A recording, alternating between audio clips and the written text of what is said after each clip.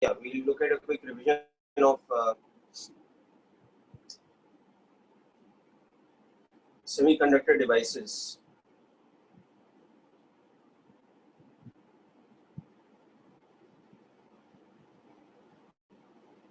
And transistors.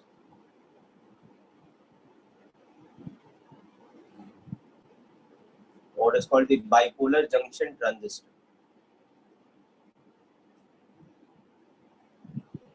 So I told you to read about the basics of transistors and read about the basics of semiconductors and come so that you are able to follow when we are discussing about devices based on semiconductors, etc. So I'll go over the first portion just very briefly, which is about semiconductors themselves. So the first thing you need to understand is the difference between conductors, okay, insulators, or non-conductors you can say, and semiconductors. On the basis of electron band structure. So on the basis of electron band structure, if you understand what is happening is, conductors have electrons in the valence band that are very loosely bound because the number of electrons in the valence band are very small. In the case of conductors, it is, their valency is 1, 2 or 3. So that means the outermost orbit is having either 1, 2 or 3 electrons. So those electrons are hardly bound to the nucleus at all. So they are just bound within the lattice of the conductor itself. So typically the valence electrons itself become conducting electrons. In the case of conductors, the valence electrons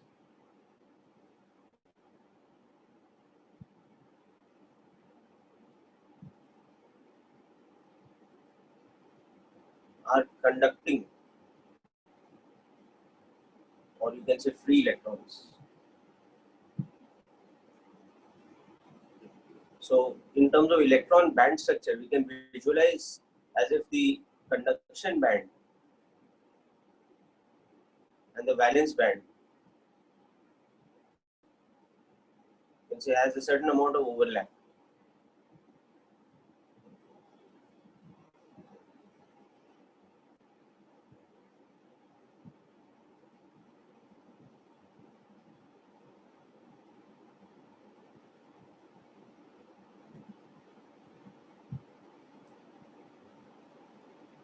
Whereas in the case of insulators,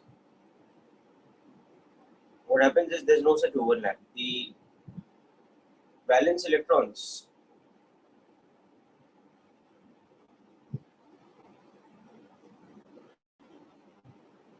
are strongly attracted. Okay, they are strongly attached to the nuclei.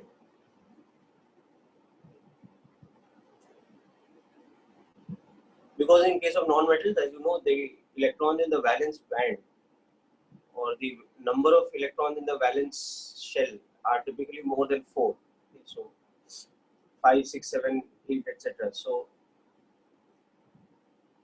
think of the conduction band.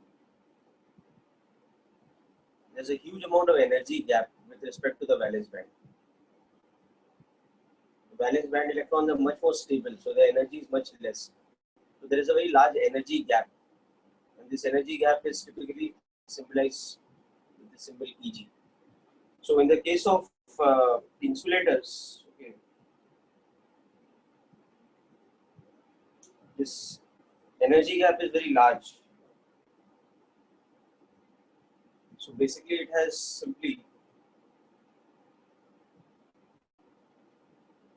no conducting electrons available.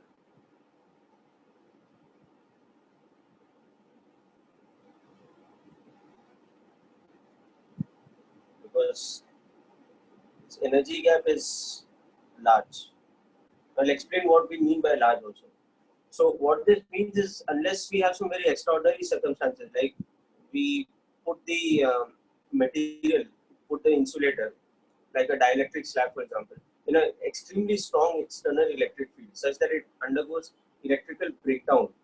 So the electric field is strong enough to, give energy to the valence band electrons to come out into the conduction band, and the material literally undergoes what we call electrical breakdown. Unless something like that happens, there is no chance for insulators to have any conducting electrons. Okay. Whereas when we talk about semiconductors,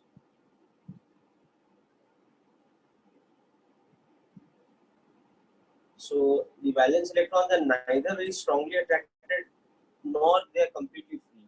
So there is a comparatively lesser gap between the conduction band and the valence band.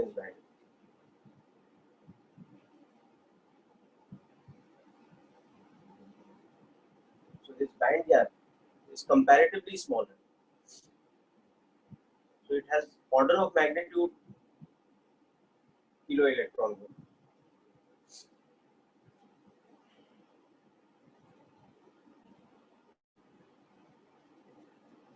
So what happens here is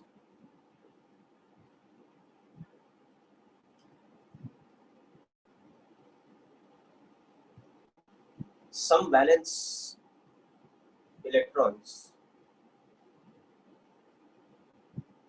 gain sufficient thermal energy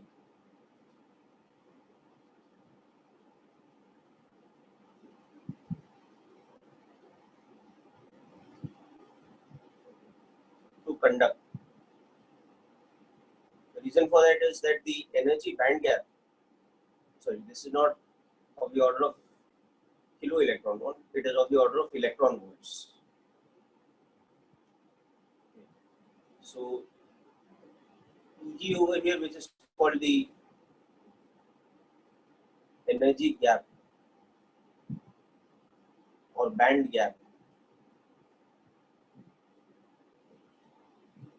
this here is of the order of magnitude of Boltzmann constant into absolute temperature for temperatures which are within the range of room temperature. So that means in the case of insulators,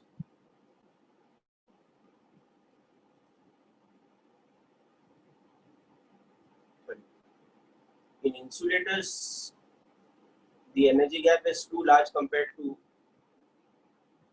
this. That means that thermal energy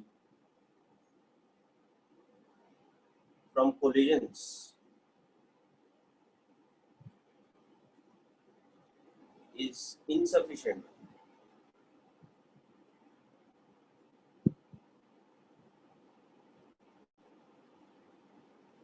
to, you can say, create free electrons.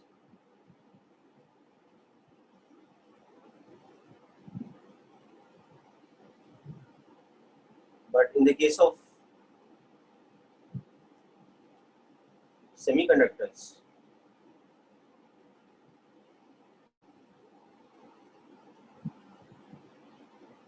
this is of the order of magnitude of this.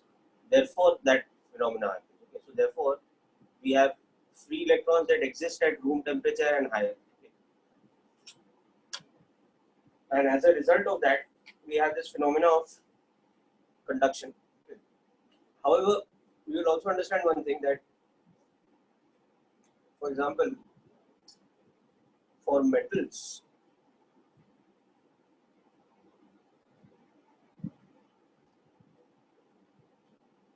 the free electron density, that is typically of the order of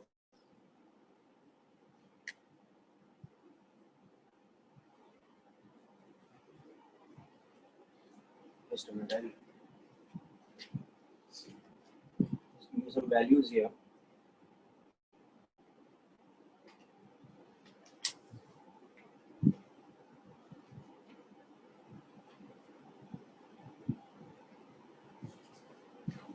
Yeah, the free electron density is of the order of magnitude of 10 raised to the power 31 per centimeter cube. Okay. But for semiconductors,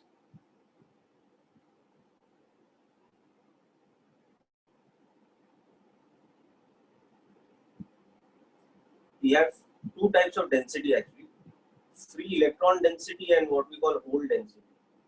Now I'll explain why both of these are there, but their order of magnitude is, for example, 10 raised power 27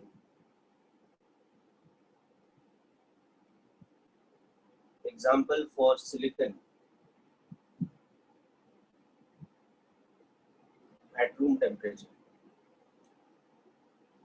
So what happens in semiconductors is that every time for an electron that has sufficient energy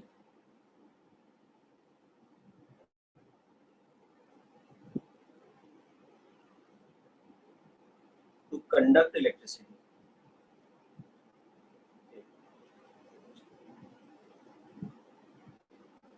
there is also an unoccupied covalent bond state, and this is called a hole in semiconductors. So there are two types of charge carriers. Therefore, both electrons, they are negatively charged obviously, and the so-called holes, which are positively charged now, conduct electric current. Okay. And for a pure semiconductor,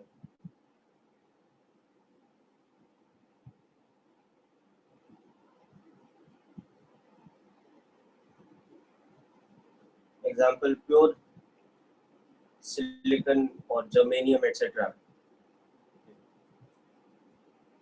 the free electron density is equal to the hole density.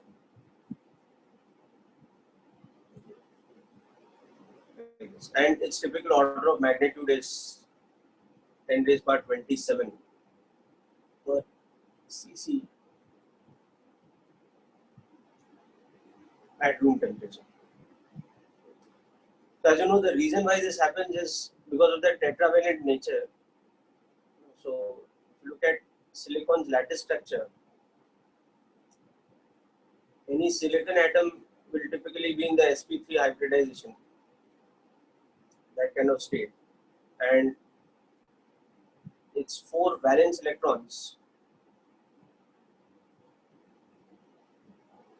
will be in covalent bonded state to complete the octet. Okay. But now typically what can happen is that there's always a possibility that somewhere an electron is gone missing from this bond. Okay, so it leaves behind a so-called hole, and that particular region now has a localized positive charge because the electron is not present over there. So there is the number of electrons is not balanced by the number of protons in that region. The number of protons comes in excess because the electron has come out of the lattice or come out of the valence shell, and it is basically free to conduct within the lattice. Okay. So you can say it has, in a sense, it has come out to the surface of the lattice. Okay. So leaving behind a positive charge at the hole and leaving behind a free electron. So that is why in a pure semiconductor, what will happen is the number of holes will always be equal to the number of free electrons, and hole density will be equal to free electron density, and the material is able to conduct as a result of this, the two types of charge carriers, the electrons which are called the negative charge carriers. So in semiconductors, electrons, that is the free electrons, they are called the n-type charge carriers, negative type charge carriers, and the holes, they are called the p-type or positive charge type.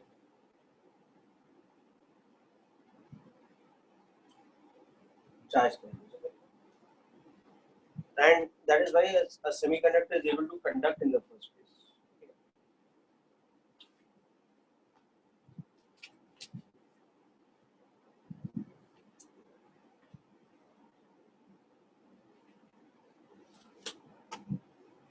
Now, one major difference to understand between metals and semiconductors is this thing that in metals, the conduction band is already overlapped with the valence band. So it is not like electrons have to have sufficient energy from some other process like thermal collisions, etc., in order to conduct. By virtue of being in the valence band electrons itself are already conducting.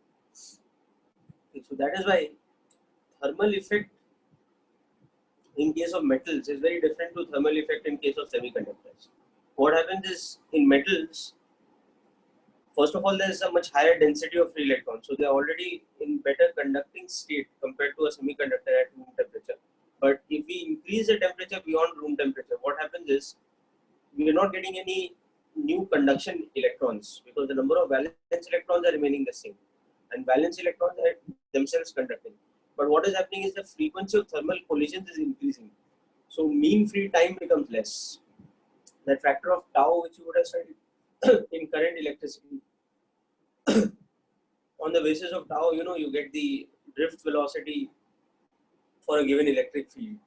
So that mean relaxation time tau, that starts decreasing when temperature increases, and as a result of that, the conductivity becomes poorer. But in the case of semiconductors, it is actually another matter altogether. What happens is that when you increase the temperature, the free electron density increases. More and more electrons are able to migrate from the valence band to the conduction band, and therefore more free electron density and more hole density is created. And as a result of that, what happens is that our our conductivity improves. Okay. So that is why semiconductors have the opposite behavior with temperature with respect to metals. So that's the important point here, that for metals, conductivity sigma decreases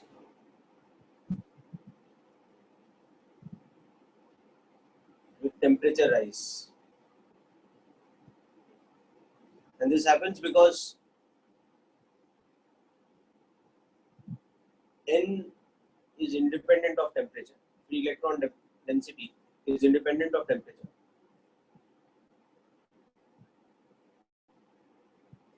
And mean relaxation time tau, this decreases with temperature rise. Therefore, sigma, the conductivity, also decreases with temperature rise. Or another way to say is that resistivity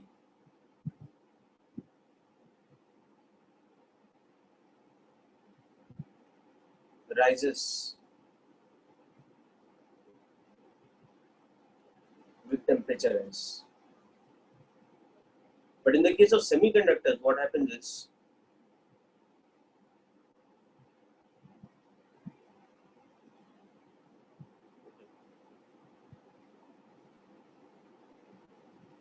with temperature rise, the density of electron hole pairs increases. So as a result of that,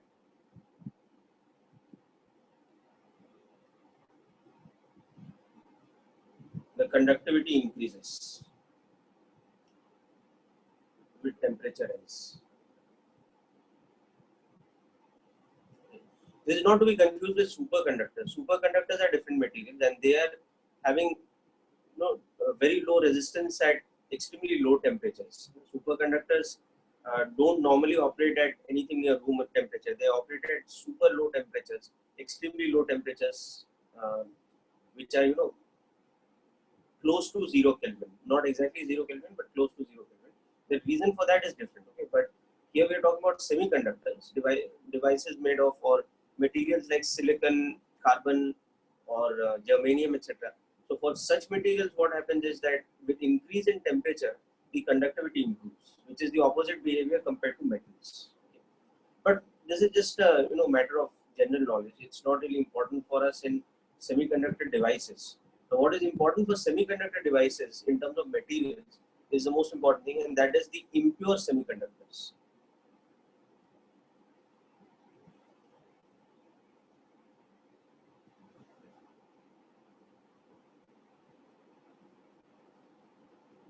Or what is called doped semiconductors.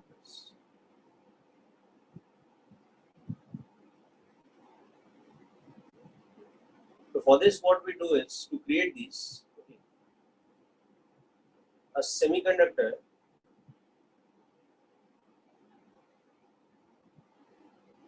which is typically tetravalent,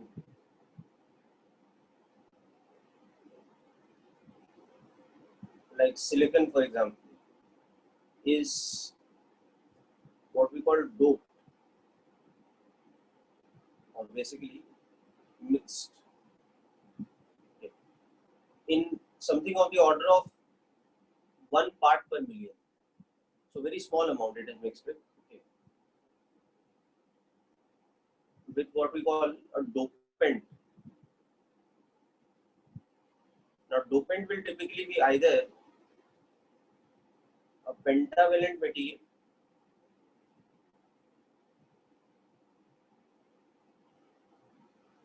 like phosphorus, for example, or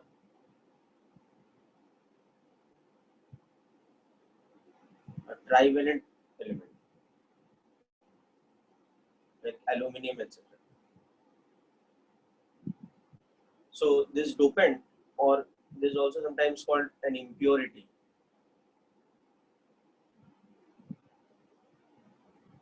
So the pure semiconductor like silicon or germanium, etc., is mixed with an impurity or a dopant. But that dopant is a very specific material. It's not just any arbitrary material. It has to be either pentavalent like phosphorus or trivalent like aluminum. It has to be mixed in order of magnitude parts per million. Now, we cannot mix silicon and a dopant in 50-50 ratio or 70-30 ratio or something like that. It has to be the amount of dopant present has to be very, very small compared to the amount of silicon. So when that happens, it gives us two types of materials. Okay, when we mix, we get what we call P-type or N-type, extrinsic semiconductor or impure semiconductor.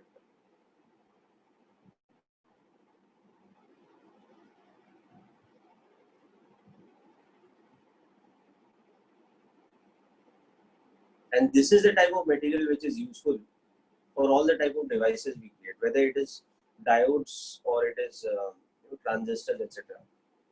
So in P-type semiconductors, what is happening is that the hole density dominates over the free electron density, okay, and holes become what we call the majority charge carriers.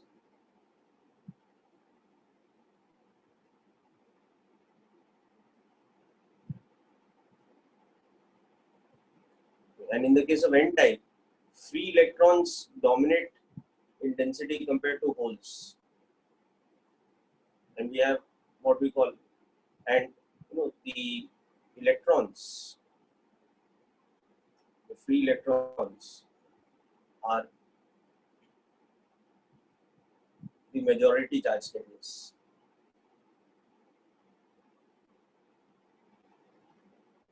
Now this happens because here we are having in N-type semiconductor, we are having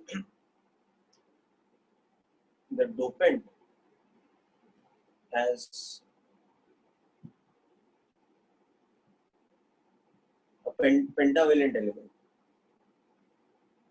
For example, if we have phosphorus, but remember it's mixed in few parts per million. So in the lattice structure, the dominant element is silicon. The phosphorus is just the odd member out, which is once every million atoms of silicon, there are 1 or 2 cases of phosphorus. So phosphorus also exists in that same lattice structure with sp3 hybridization and all, with the octet rule completed with covalent bonding. But the extra electron, because remember phosphorus is pentavalent, so the extra electron that phosphorus has, that is not in a bonded state over here. So that particular electron requires much less band gap energy to become a conducting electron. So effectively it becomes the conducting electron. So the extra element, the extra electron which is present in every phosphorus atom like this within the lattice, on its own is giving us an extra conducting electron. So that is why the number of conducting electrons is exceeding the number of holes by a very large majority. Even though the material itself is not, it's not like the material is negatively charged or anything, because the number of protons is balancing the number of electrons. There's no imbalance of charge. So one should not confuse an n-type semiconductor as if it is negatively charged or anything. There is a balance of number of protons and electrons, but just that there isn't a balance of number of free electrons or conducting electrons with number of empty covalent bonds. The number of free electrons dominates because every phosphorus atom in the lattice is contributing an extra free electron. So that is the reason. Whereas similarly, in the case of the p-type semiconductors, where the number of holes dominates over the number of free electrons, the dopant or the impurity we have used, the dopant is trivalent. Example, aluminium. So within the lattice of silicon, if there is an aluminium atom present at a particular point, we already have an extra hole over there, because the aluminium atom just has 3 electrons in the outermost orbit. It's a trivalent material.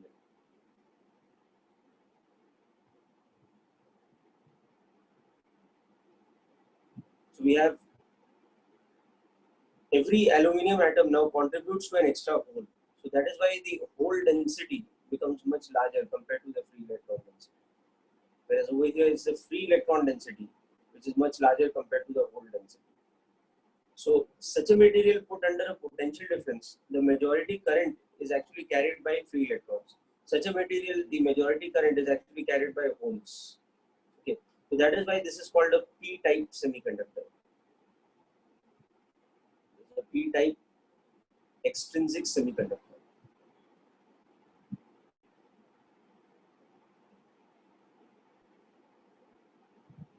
And this is called an n-type.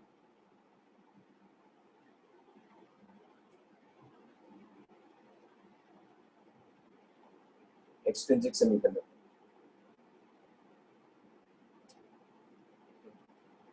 So, typically, just to give you an example,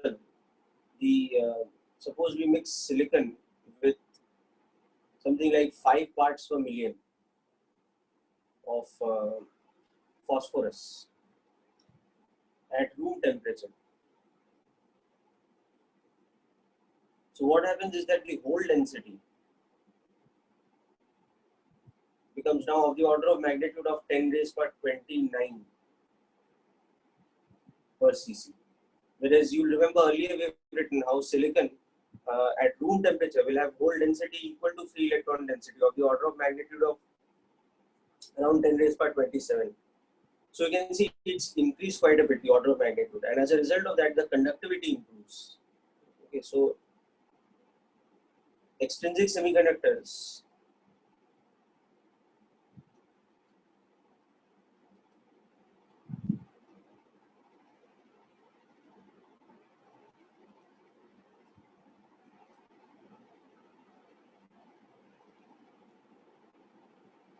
have greater conductivity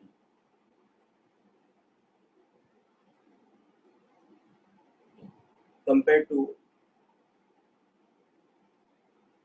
intrinsic, or what we more commonly call just pure semiconductors. So impure semiconductors which are mixed in this fashion with a specific dopant, their conductivity improves, or in other words, their resistance decreases or resistivity decreases. They are better conductors of electricity. Okay, but as we'll see next now, the more interesting property is when we bring a p-type semiconductor in contact with an n-type semiconductor. So p-type semiconductors in diagrams are represented with a material which has a majority of holes like this. So just a symbolic or diagram representation is like this. Whereas n-type semiconductors are shown in a diagram like this to denote the free electrons. So here the charge carriers, when we apply a potential difference, are free electrons. Here the charge carriers, when we apply a potential difference, are positive type of holes, and we denote it like this. So now the interesting property is when we bring or when we create a junction. So that is called a p-n junction. That is, we take a p-type material and an n-type material and we bring them in contact. Then we see there's an interesting aspect of the behavior that comes into place.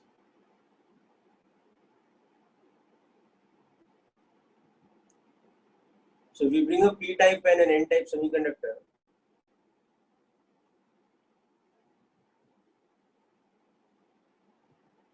in contact, and the interface which is in contact is called the junction. So this is actually more like a three-dimensional situation. You have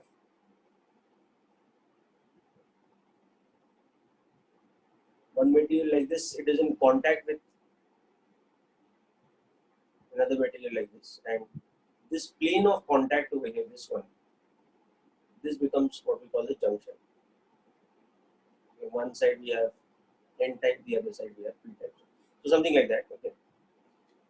So what happens is, the moment that there is an interface between an n-type and p-type semiconductor, there are two types of currents that start flowing. Okay.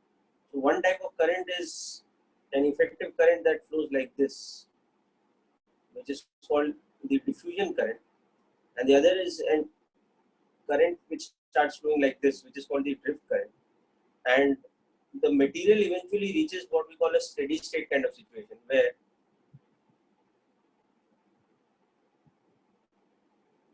there is, because of electrons which are migrated like this and holes which are migrated on this side, there is a potential difference that is created, which is called the barrier potential. Okay. So let's understand the two types of movements of electrons first, then we come to all this. So at the junction, or you can say across the junction, there is diffusion current.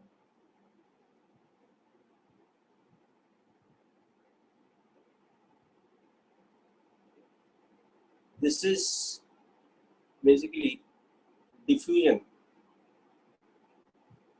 of electrons from N to P plus diffusion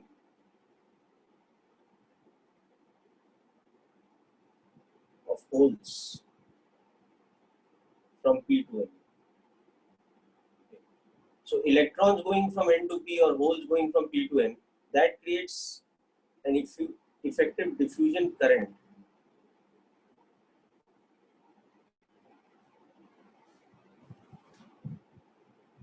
I wonder why people are joining extremely late today, but anyway. So, Akshat had got signed out. Okay, doesn't matter. So diffusion current, it flows from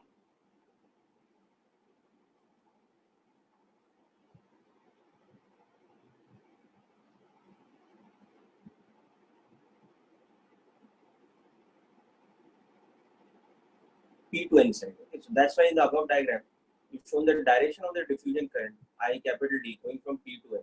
Okay. And the important thing to understand is that diffusion current, it is a migration of majority charge carriers. Okay.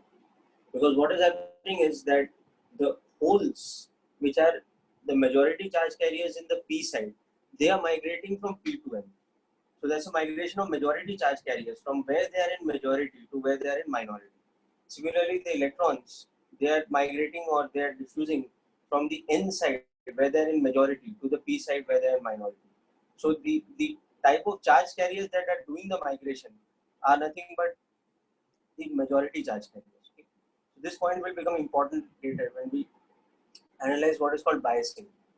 But at the same time, diffusion also creates what we call a depletion layer.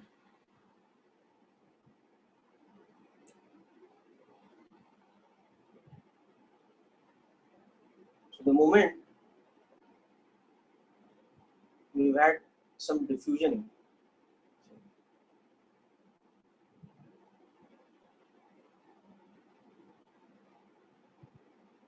so the moment we have had diffusion current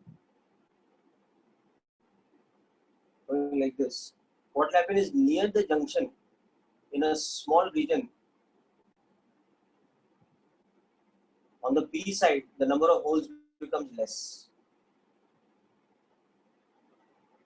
because those holes have delocalized themselves. They've got diffused into the N side.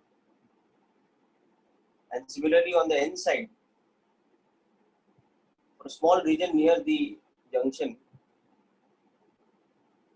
that excessive free electron density that has got diminished. So effectively, actually what happens is free electrons near the junction, they diffuse into the P side and go and occupy those empty covalent bond states. So that's how those holes disappear from here. And that is how free electrons disappear from here. So it creates a certain region where the free electron and hole density on either side has become depleted. So this has become what we call a depletion region.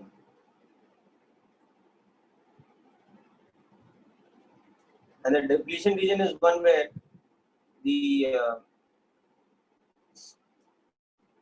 you can say it acts, it's almost like an intrinsic semiconductor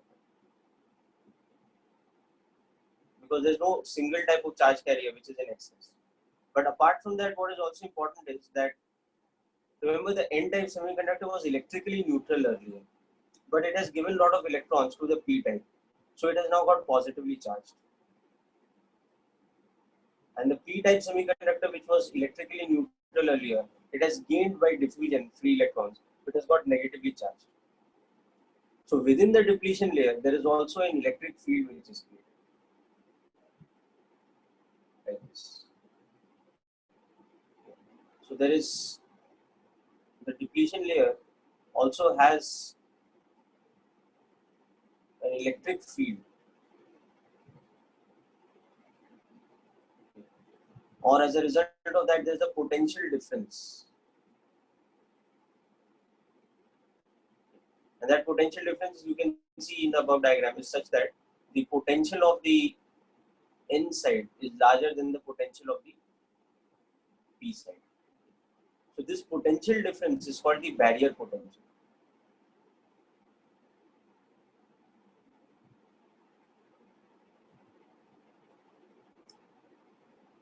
So what happens is that the more the diffusion occurs initially, the stronger this barrier potential has become.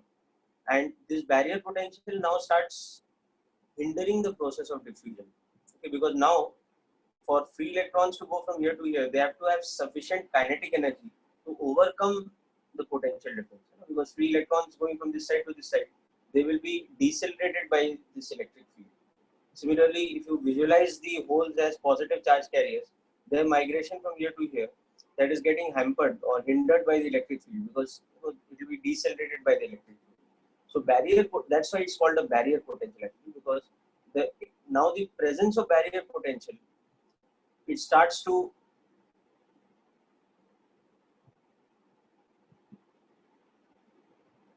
suppress the amount of diffusion.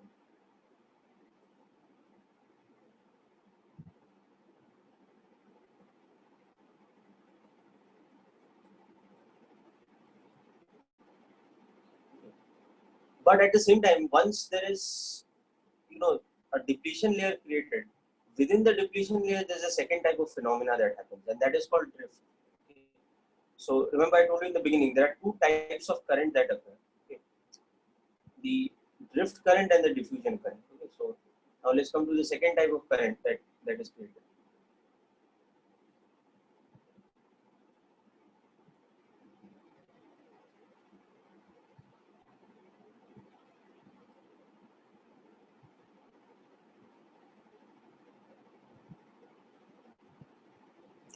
We denote with the small d symbol over here. Now here what happens is that in the depletion layer,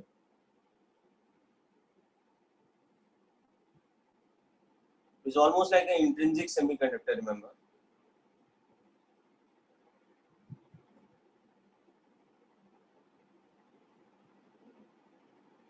Electron hole pairs that might be created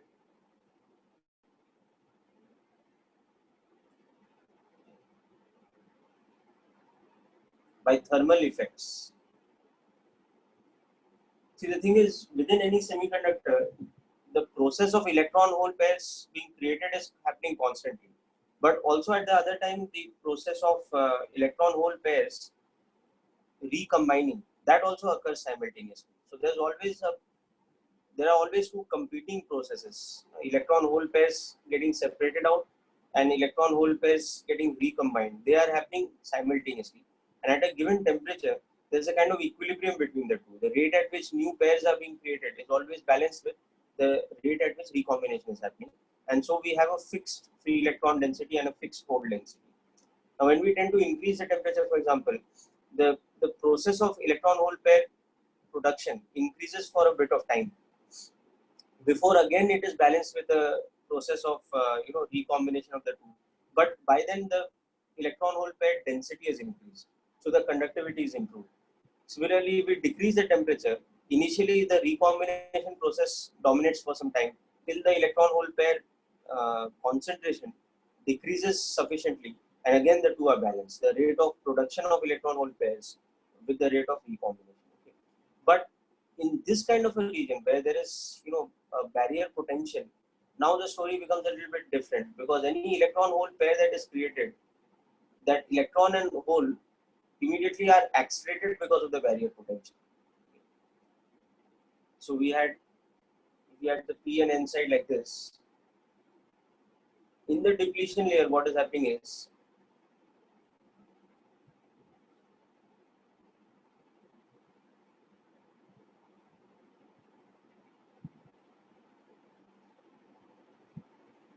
within the depletion layer, remember there is a sort of positive charge here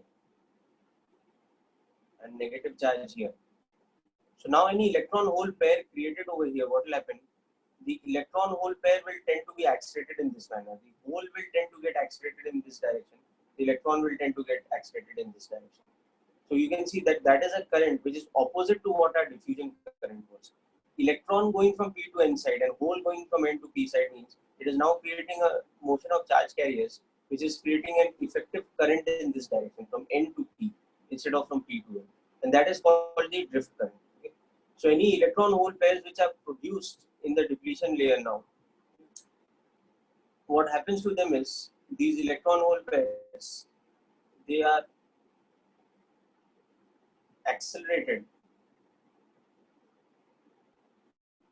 by the electric field which is due to the barrier potential, or because of the charging that has happened from diffusion, such that electrons accelerate towards p side. sorry, towards the n side.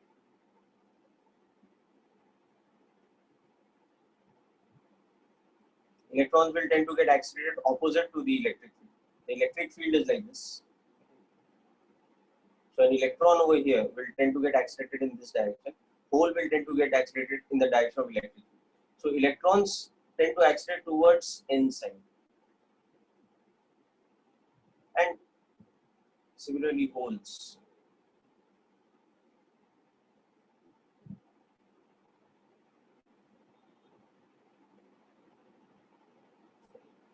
So this creates an effective current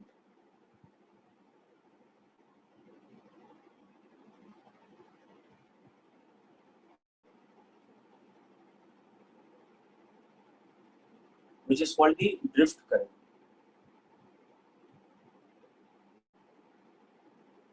And denoted with this symbol.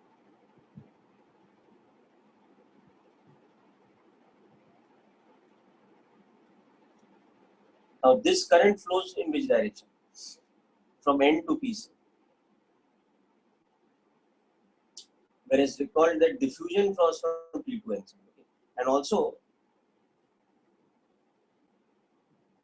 drift current is a migration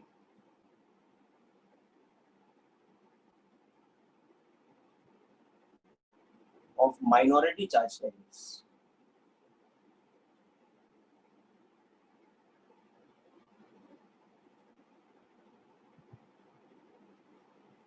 Because electrons are going from P to N side. Holes are going from N to P side. So it is a minority charge carriers which are contributing to this type of current, which is called the drift current. Okay. So coming back to our junction, in an unbiased junction,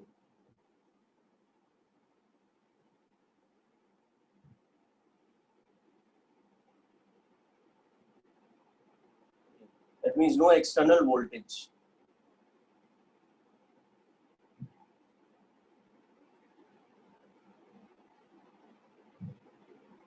A steady state is established.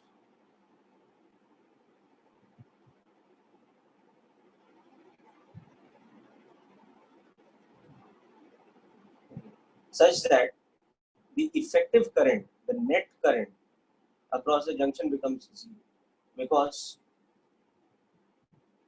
the diffusion and drift balance.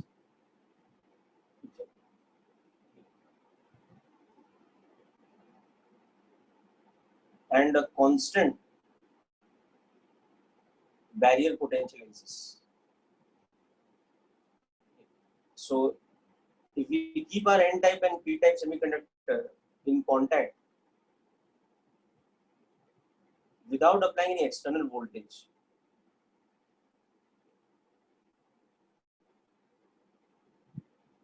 so what we observe is that across the junction there is a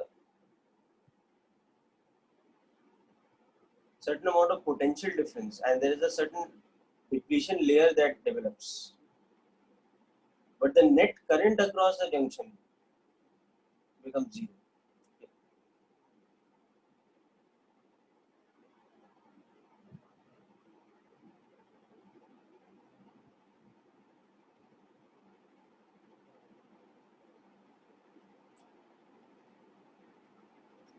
And of course, because of the initial diffusion which has occurred, before it is balanced with the drift, there is a certain amount of net positive charge the N side has developed and a net negative charge the P side has developed.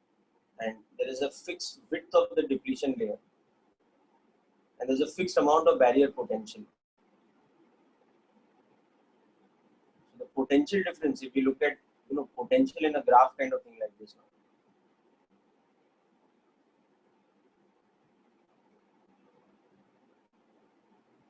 See that the N side and the P side, the N side is comparatively having a positive potential and the P side is having a negative potential. which is more or less uniform.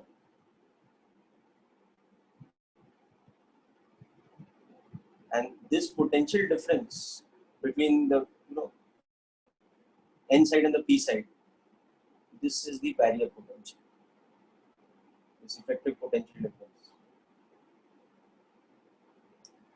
So D, the width of the depletion layer, and VB, the barrier potential, they have become constant parameters in an unbiased way. Okay. Unbiased means we are not applying any external voltage. Okay. So it's not like there is no motion of no migration of charge carriers that is happening. There's simultaneously both diffusion and drift happening, but they are happening in such a way that they are just about cancelling each other, and an equilibrium or a sort of steady state is established where the net charge conduction or the net current across the junction has become zero, and the depletion layer is neither increasing nor decreasing in width, and same with the potential difference, which is the constant barrier potential. Now, next up, we'll see what happens when we bias.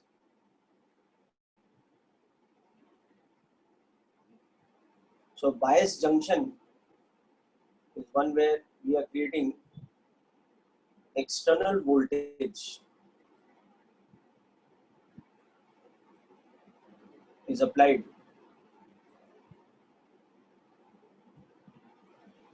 to a junction. Okay. So, we will look at this next. We'll just take a quick recess and we'll come back with this. Okay. So just take a 5-minute break. We'll start again, and then we'll look at bias junctions, and through that we'll understand the working of diode and eventually the working of transistor, because a transistor is nothing but a device which has two junctions. It basically has three different semiconductor materials, typically two N-type semiconductors and one P-type, or two P-type and one N-type. So that is why we say transistors come in two varieties, PNP or NPN. But basically, the three materials, between the three of them, they have two junctions, and those two junctions have separate functions when we connect them across voltage differences, and that is how a transistor achieves a certain kind of biasing, and through that a certain kind of function in circuits, whether it is an amplifier circuit or it is acting as a switch or whatever. So we are now coming to the more important part. Now the background part of understanding semiconductors, P-N junctions, P-type semiconductors, N-type semiconductors, and the phenomena of drift and diffusion. Once you are clear with this, now comes the the application part, which is what you have to focus on for your JEE mains. Remember, this is not part of your JEE advanced syllabus. It's actually a very simple theory-based kind of chapter, which is applicable only for your JEE mains. And the questions are also more or less theory based. There is no real numerical application. Okay, but still, I will take you through all the theory parts. Okay. So take a quick 5-minute break, and we will discuss the next part, where we'll look at biasing of junctions, and from that we'll see first the functioning of diodes, and then eventually the functioning of transistors.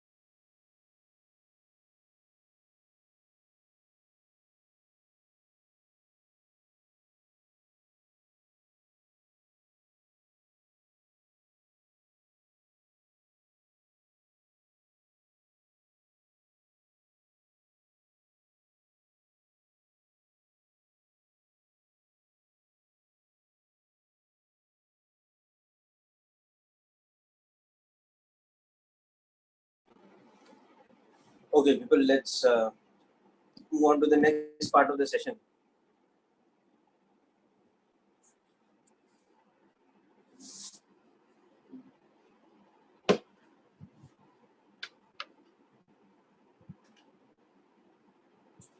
Okay, so we were talking about PN junction earlier, and we saw that an unbiased junction achieves a kind of steady state where the diffusion and drift cancel each other, and we have a constant fixed width depletion layer and net current zero across the junction, and of course a constant barrier potential. Now let us see a situation in which we bias the junction. That means we are applying some external potential. So the first case we'll see is what is called forward biasing.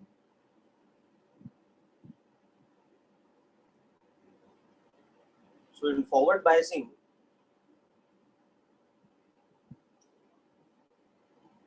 the external voltage is applied in such a way that P side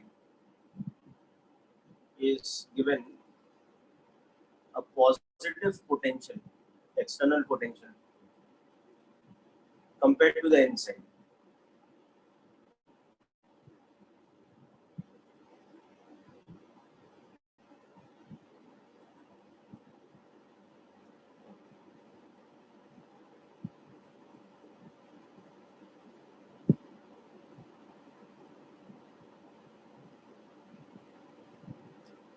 Something like this, let's say.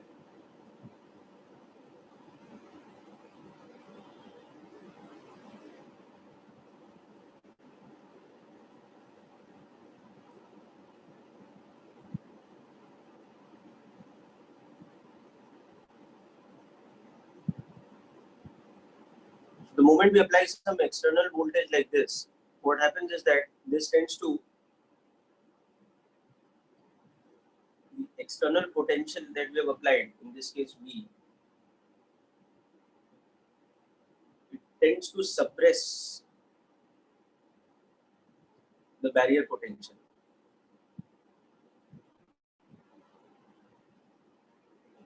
So the width of the depletion layer has now become comparatively less compared to what it was for the unbiased conductor, and the barrier potential has also become less. So the moment barrier potential gets suppressed, what happens is that drift current gets suppressed.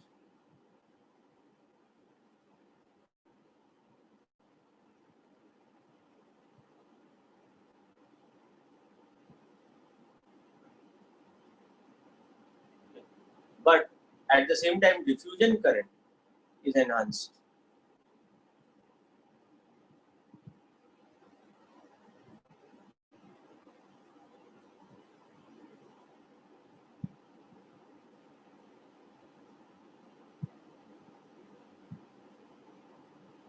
Because what was suppressing the diffusion in the first place was the barrier potential.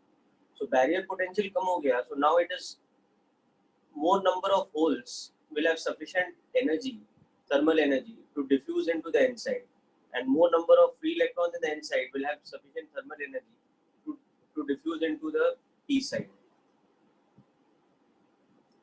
So what happens is that compared to your unbiased state where diffusion and drift were balancing each other, now drift is getting suppressed, but diffusion is getting enhanced. So there is a strong diffusion current that flows across a junction like this, which is basically the nature of the current within the PN junction. So in the external circuit, that means that there is a strong amount of current which is flowing like this. This current I, so it is. The external current will denote with just the symbol I.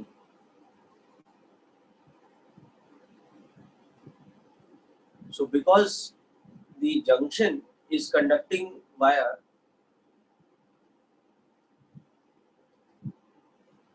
diffusion,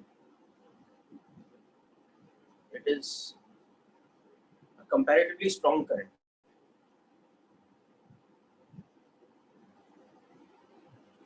Because remember, diffusion was migration of majority charge carriers.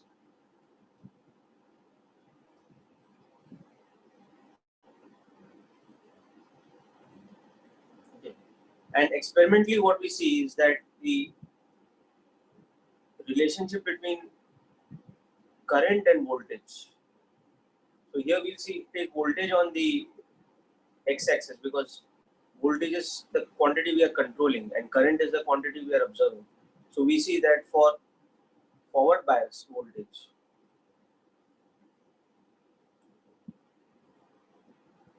the current starts after a certain minimal amount of voltage because you have to overcome the barrier potential.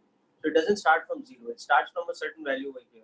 But once it starts, we have what is called dynamic resistance. This curve looks like this. So at any point, the tangent to the curve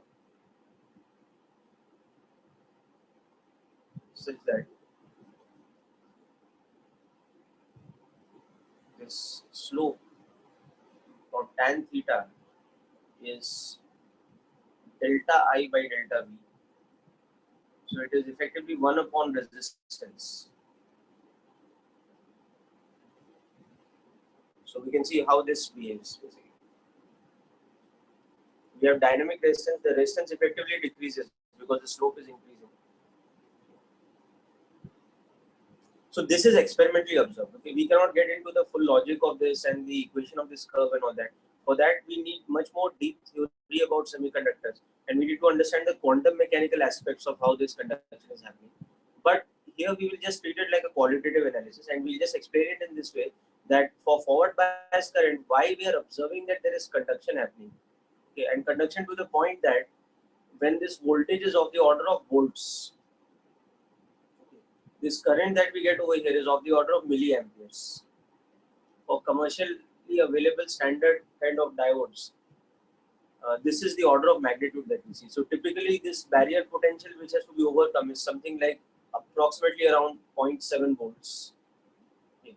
So for voltages higher than 0.7 volts, it starts conducting electricity such that the current is of the order of milliamperes, okay, with a dynamic conductivity or a dynamic resistance like this. So that is how the forward biasing works. And the logic we give for the forward biasing working like this is that this is what it does, that the polarity of the forward bias is such that it suppresses barrier potential. So the moment your barrier potential is getting suppressed, it's enhancing diffusion, whereas it's suppressing drift. Now drift getting suppressed is not such a big deal because drift was anyway the current which was happening because of the minority charge carriers. But diffusion getting enhanced means that there's a comparatively strong current that flows because diffusion is the current that is because of migration of majority charge carriers. Okay, so that is the explanation that we see at a very basic qualitative level for forward biasing. Now similarly, the second type of biasing we have is reverse biasing.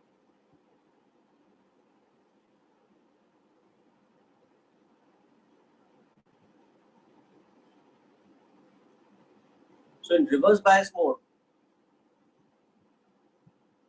what happens is the polarity is just opposite of what we saw just now. The P side is given a negative potential compared to the N side. Or the N side is given a comparatively higher potential. So the external voltage here is actually enhancing the barrier potential. So your width of the depletion layer becomes comparatively larger compared to what it was in an unbiased state. And as the width becomes larger, so does the barrier potential.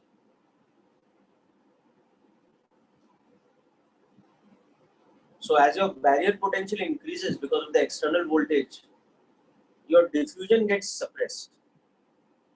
And remember, diffusion was the main thing because it was carried by majority charge carriers. So there is a very weak current that flows. This current that flows, the reverse bias current, we call it IR because it's reverse biased. It's a very weak current, and basically it is happening at the junction level. It is happening because of drift, and drift is a very weak effect because it is created by minority charge carriers, holes which are going from here to here and electrons which are going from here to here. So that is the effect of minority charge carrier migration. So it's a very weak effect. Okay? So in reverse bias mode,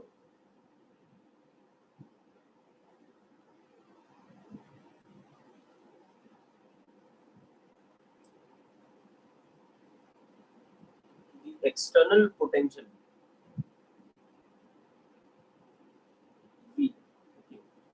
enhances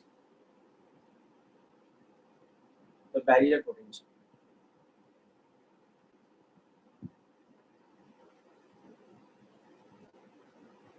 And as a result of that, the width of the depletion layer also increases.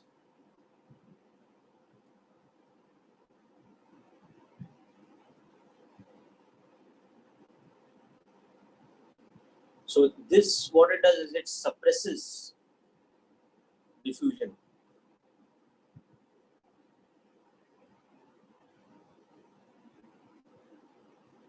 So diffusion current is cut, okay, whereas it does enhance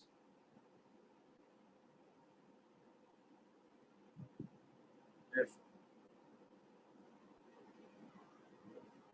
But remember, since drift current is due to migration of minority charge carriers,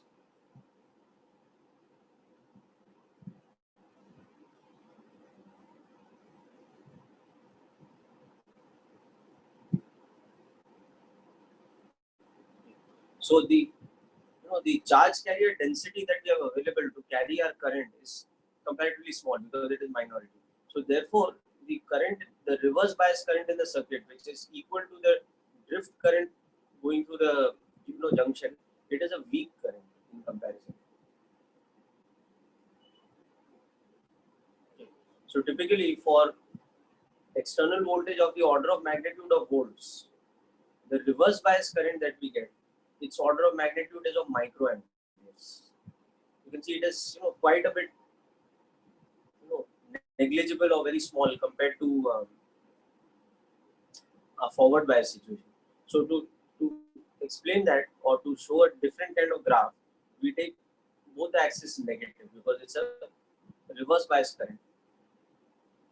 If we are seeing against a reverse bias voltage.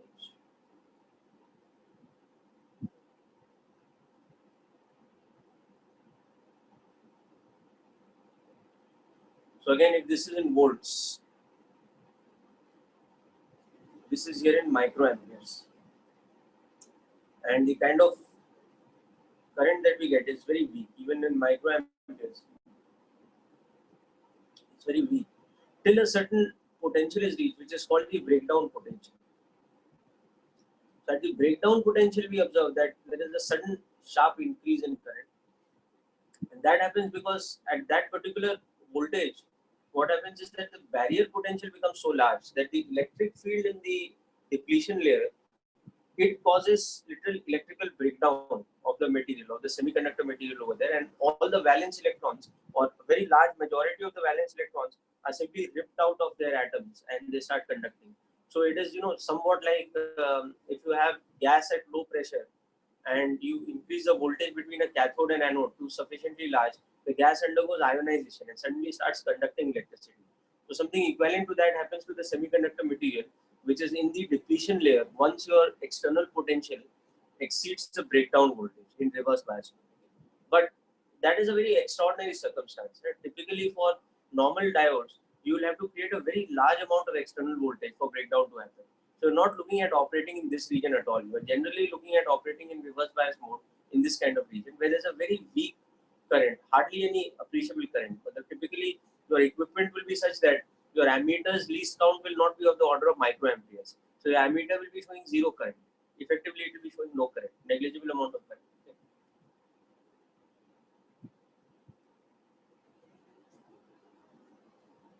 Okay. So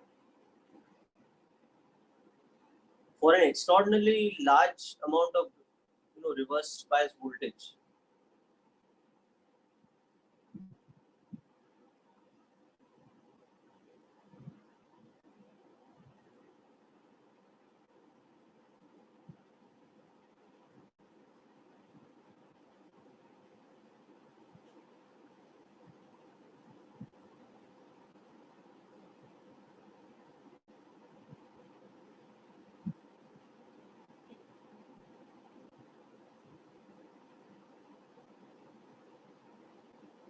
electrical breakdown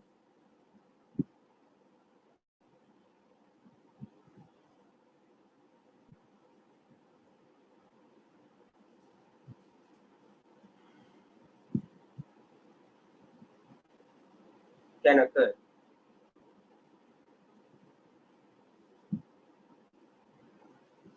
in the depletion layer.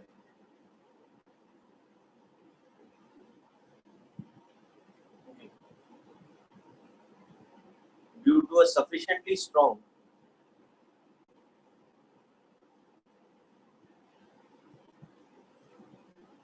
electric field produced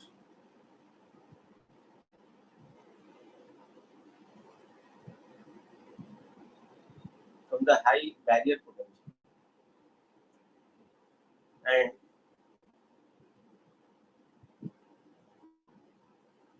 this is called the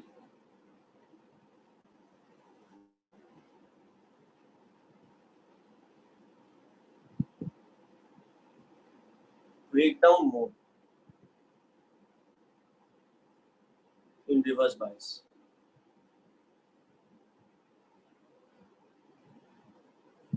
And for this, the reverse bias voltage has to be equal to or greater than a certain value, which is called the breakdown mode or the breakdown potential. However,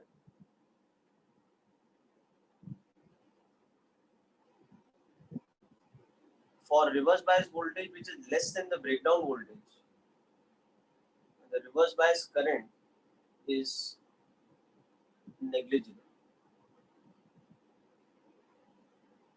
So under normal operating circumstances, we treat the reverse bias current as negligible compared to the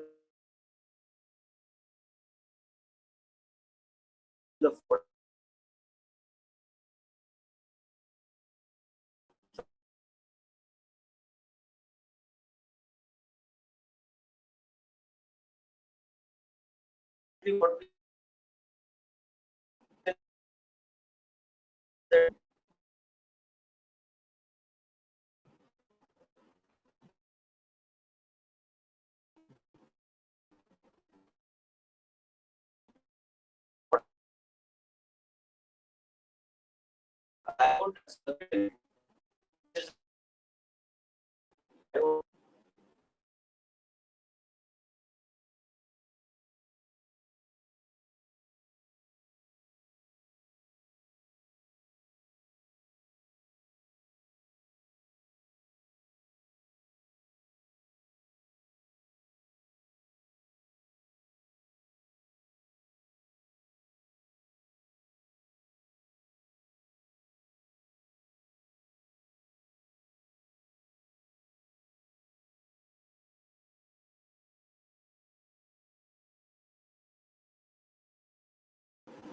Yes, so people, unfortunately, I lost connectivity.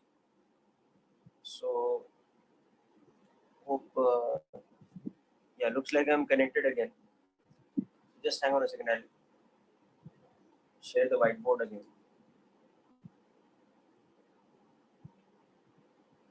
Yeah.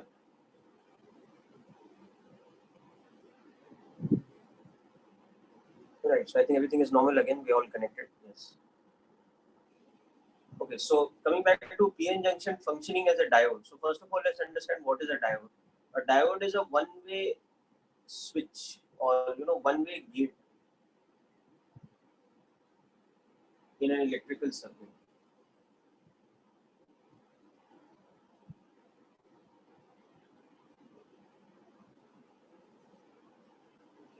So the symbol, the circuit symbol used for a diode is this kind of symbol.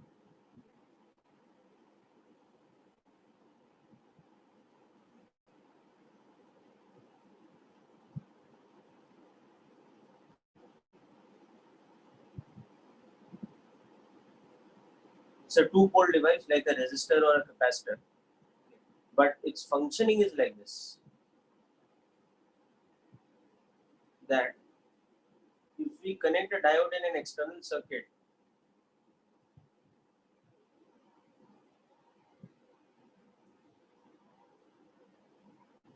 such that we are applying potential like this across it, and suppose it's in series another device, any electrical device, so that has resistance.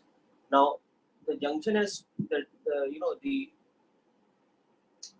diode has two poles like this, let's say A and B. So when we connect such that VA is greater than VB, then it is said to be in forward bias, the diode.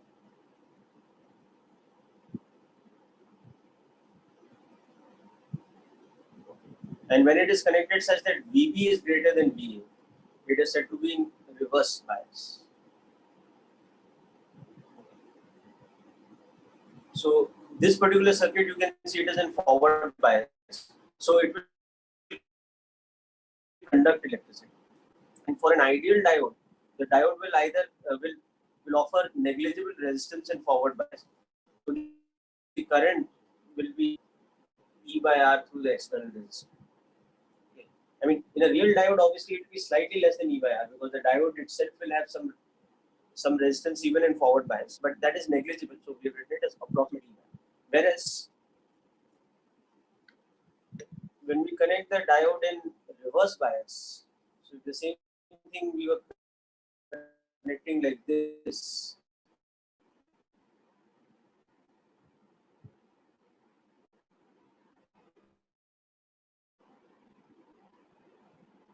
Such that this pole of the diode is connected to the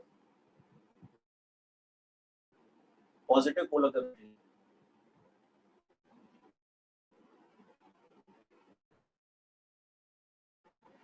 Then it is connected because as a perfect diode will simply not conduct. The current in the circuit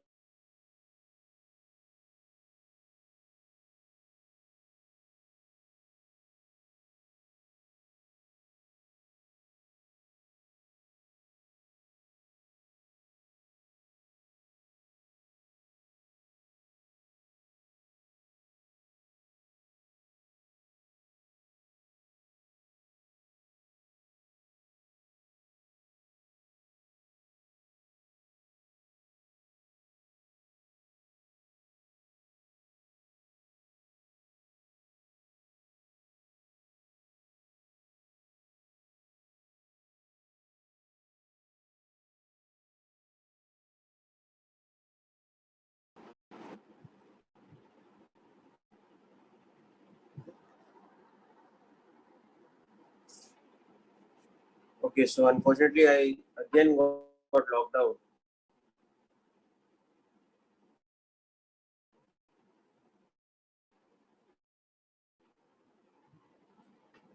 So people just wait a minute. I'll have to check the internet connection once.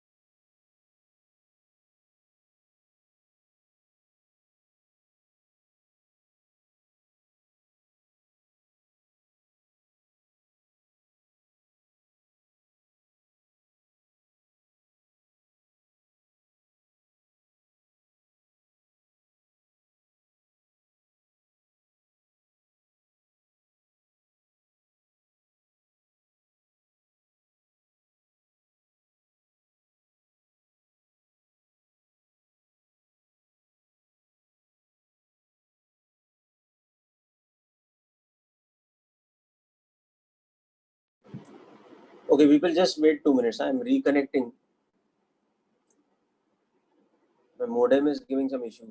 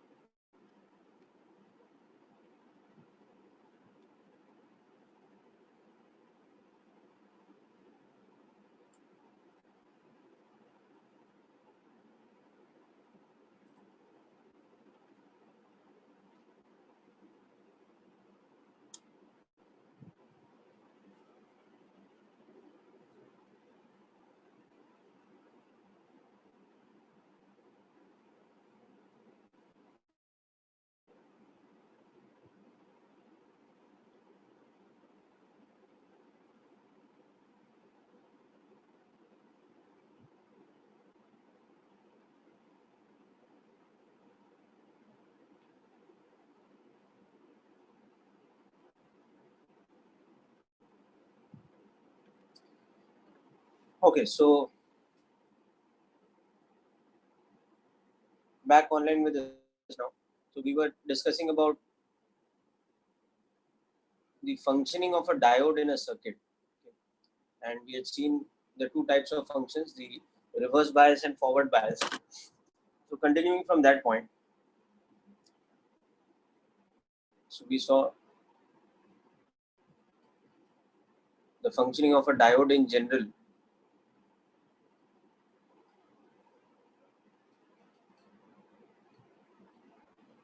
Okay. So we saw the reverse bias and the forward bias condition.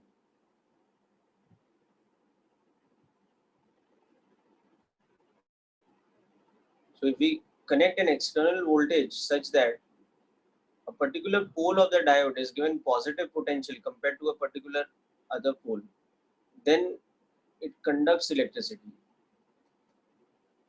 such that its effective resistance is almost zero. So this is approximately equal to E by R for an ideal diode. Whereas if the same diode was connected with its poles reversed,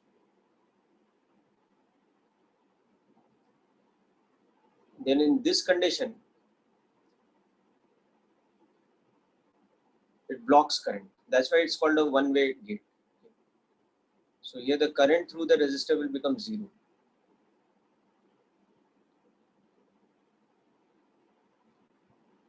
So this will be the equation. So that is why effectively it is called a one-way gate, because it allows current to propagate or current to pass through a particular sense, but in the opposite sense it blocks current. So this is the reverse bias mode. This is the forward bias mode. Now there are various different types of diodes possible. Okay, so PN junction is one type of diode. It functions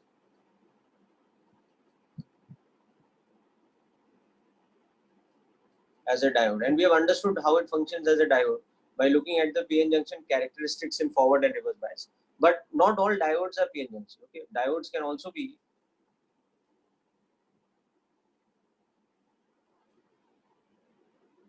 non-semiconductor diodes.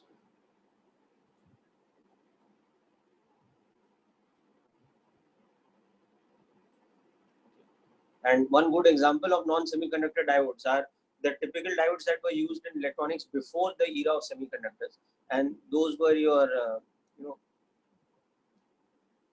your vacuum tube diodes.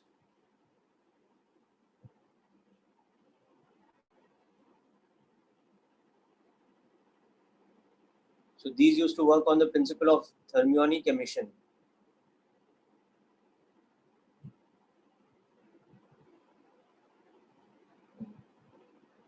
Anyway, so that is not part of our syllabus, so we won't get into it. But it's a very interesting set of electrical devices which predates the era of semiconductors and therefore is mostly outdated and not really used anymore. But vacuum tube diodes, or simply called tube diodes in everyday electronics language, those were the ones which were the predecessors of semiconductor diodes, which are PN junction diodes. Okay. So anyway, now let's come to the important part in our syllabus. So we will look at applications of diodes. So for example, diodes in rectifier circuits.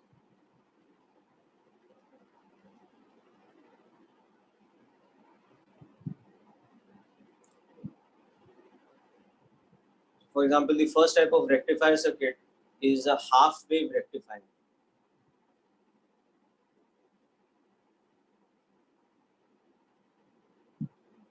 What happens in the case of a half wave rectifier is you connect your typical diode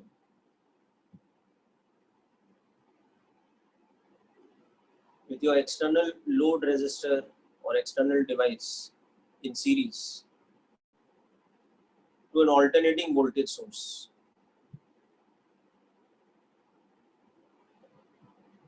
So this is suppose V naught sine omega t. Now you also measure the output voltage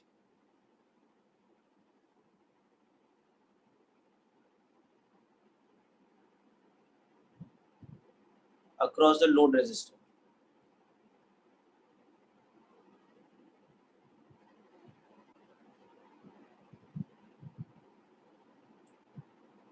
So RL is called the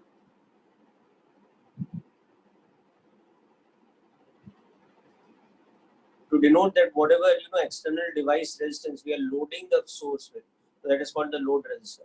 And the voltage across the load resistor here is now treated as the output voltage, because the device we are functioning the circuit with is the load resistor. So whatever voltage is across the load resistor, that becomes what we call the output voltage. So what we'll see is that when the polarity of our voltage source is in this half cycle, it will be conducting electricity, and this current will be just V divided by R. Okay. But when the polarity is reversed in the negative half cycle, when it's like this, that time the diode is reverse bias, so it will not be conducting. So I will be 0. Okay. So when you convert this to a graph, you understand that your voltage source is behaving with time like this.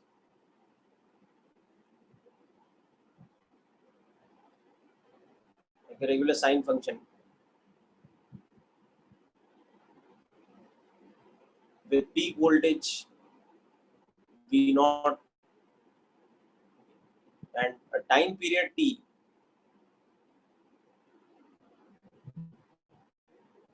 that is omega by 2 pi.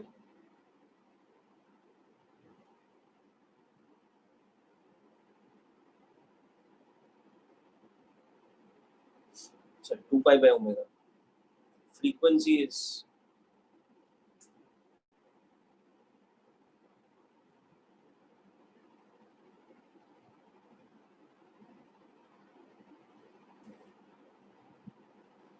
anyway, so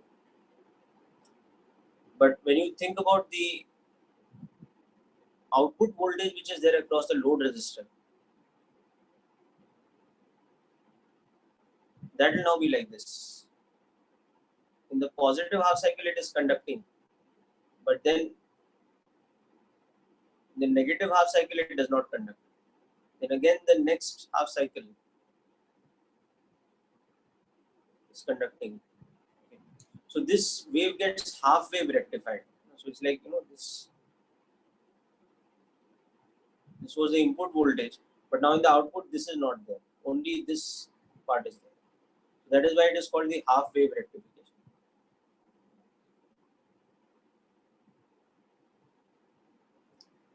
So this is the functioning of the half wave rectifier. I'll just take you through the circuit diagram again. So this is a commonly asked type of question.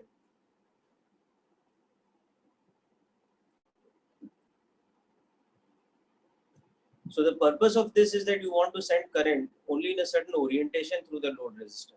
You don't want to send a current in the reverse direction, but your source is alternating. So you will have to create a rectifier circuit which only rectifies the polarity to a certain sense. It doesn't allow the opposite polarity to function. So this is one way of doing it, though it is slightly inefficient and is called the half wave rectifier. So we have a more robust application which is called the full wave rectifier.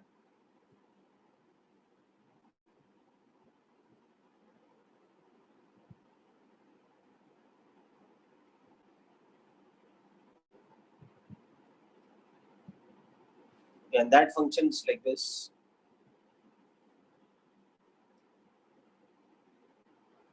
You have your input voltage which is connected across a transformer. It is connected across the primary coil.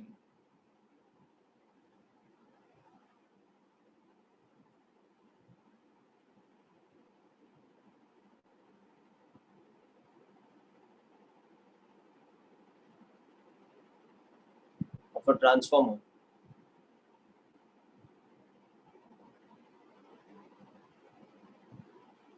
Now the secondary coil of the transformer is connected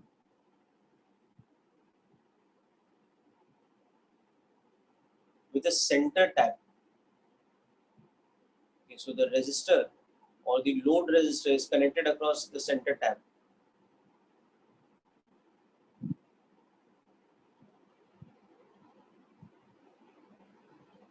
And we have two diodes.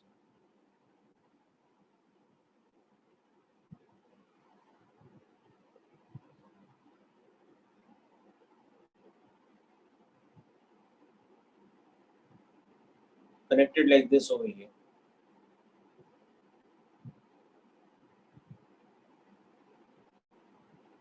So if we label this diode as D1 and this diode as D2.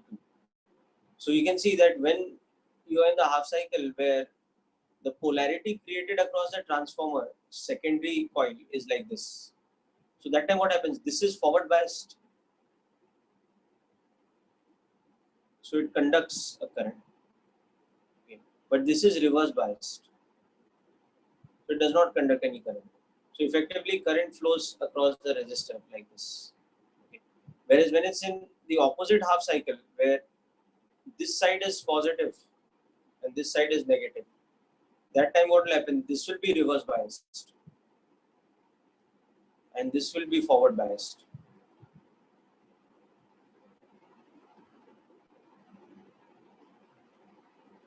So this will be conducting current. This will not be conducting current. But the current going through the resistor will be in the same direction. So you can see for both the positive and the negative half cycle, the current through the load resistor goes in the same direction. So now if we measure the voltage across the load resistor as our output voltage, you will see the comparison of input voltage and output voltage will become like this.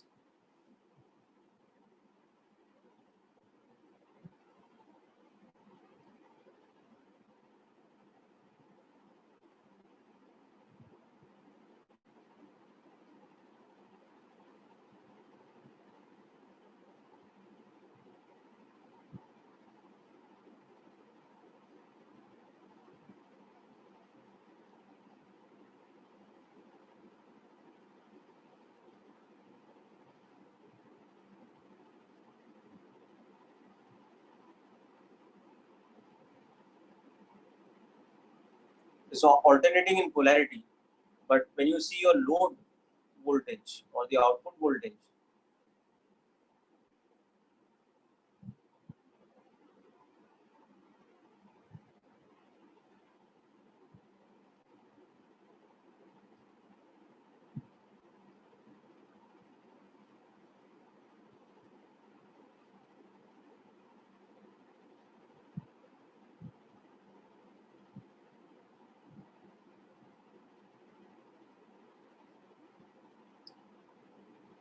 that will become like a mod sine graph.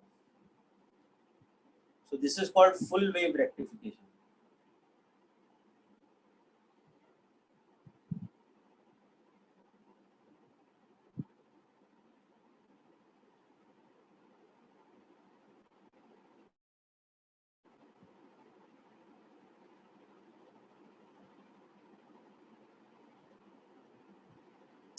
So this is something important for you from syllabus point of view.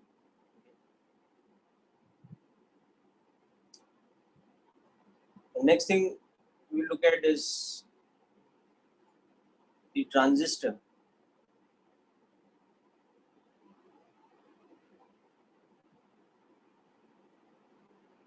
Which in this case is called a bipolar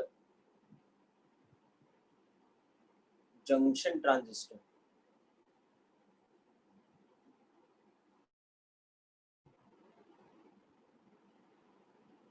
Or BJT. So there are two types of bipolar junction transistors. One type where we have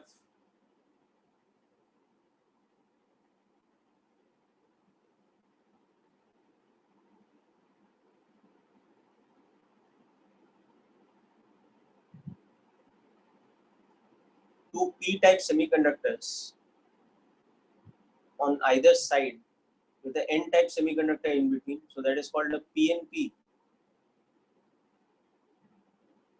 and the other is where we have two N-type semiconductor materials in between or on either side of a P-type semiconductor in between. Okay?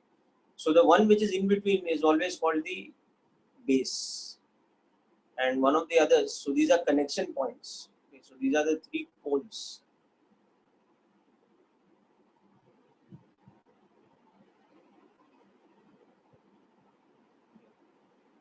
So the middle one is always called the base, and one side is called the emitter,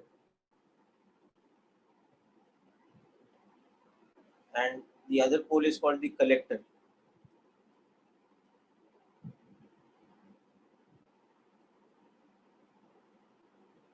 So this is like the physical diagram of it. Okay, but the circuit diagram or the circuit symbol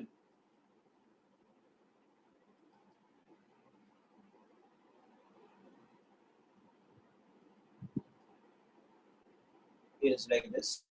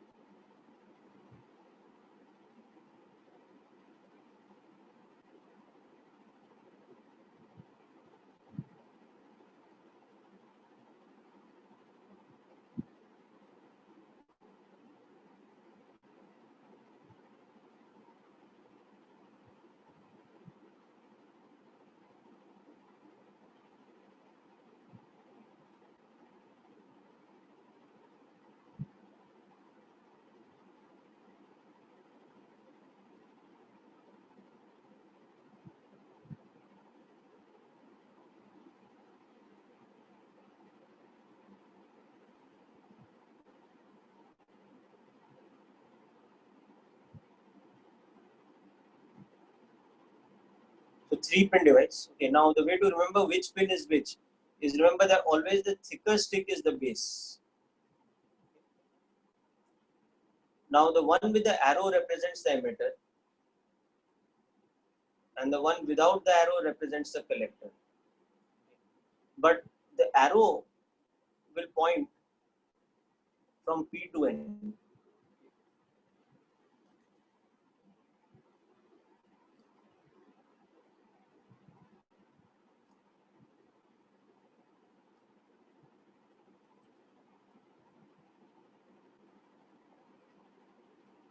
Points along a forward bias.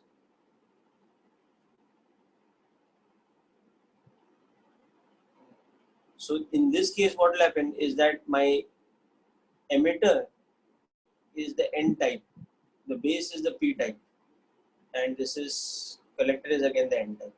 So this is an NPN,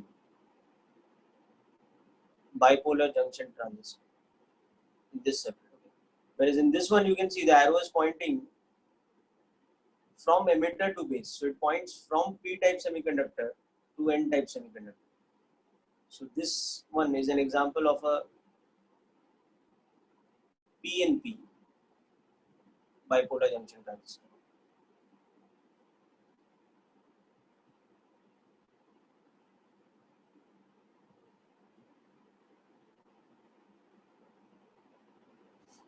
Okay. So this is just about the nomenclature and the circuit symbol. So I will just leave you for a moment with this so that you're clear about this.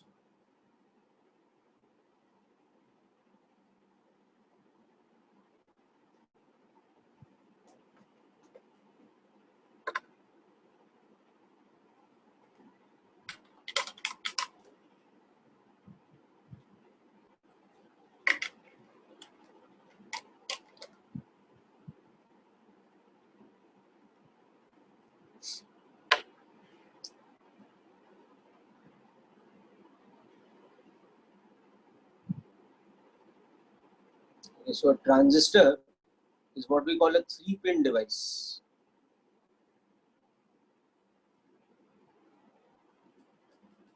Okay.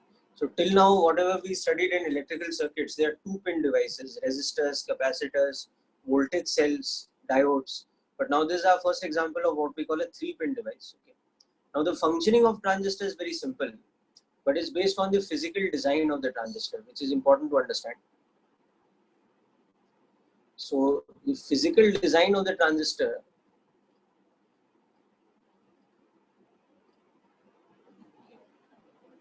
there are two important aspects to this to understand. One is the actual physical dimensions.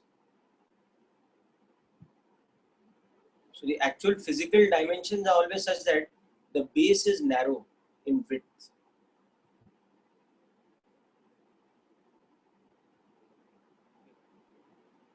So the width of the base is narrow compared to the emitter and the collector.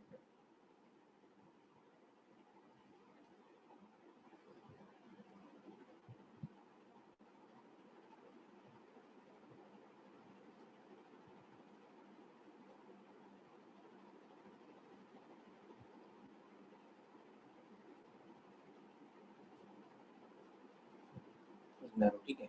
The other thing to consider is the dopant concentration.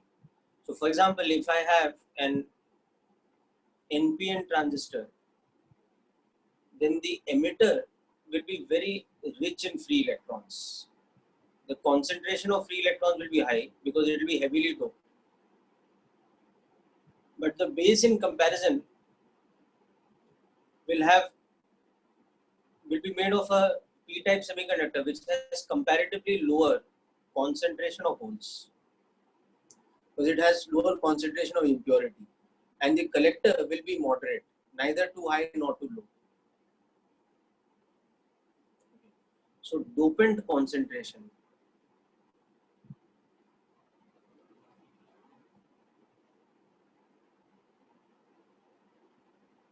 So for that, the emitter is high concentration. The base is low concentration. And the collector is medium concentration.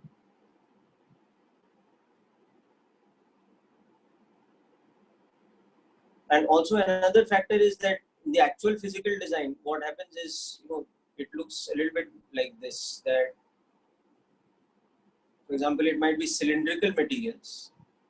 So they might look like this.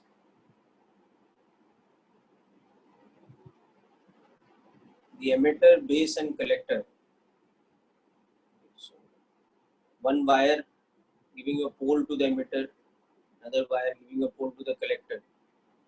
So these are the pins, the collector pin, the base pin and the emitter pin. Also the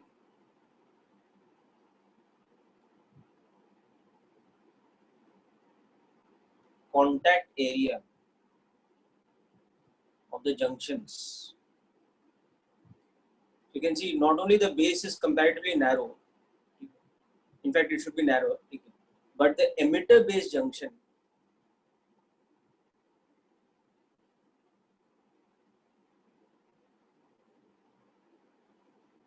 is called the EB junction, has less contact area. And the other junction, which is the collector base junction, this one, has larger contact area.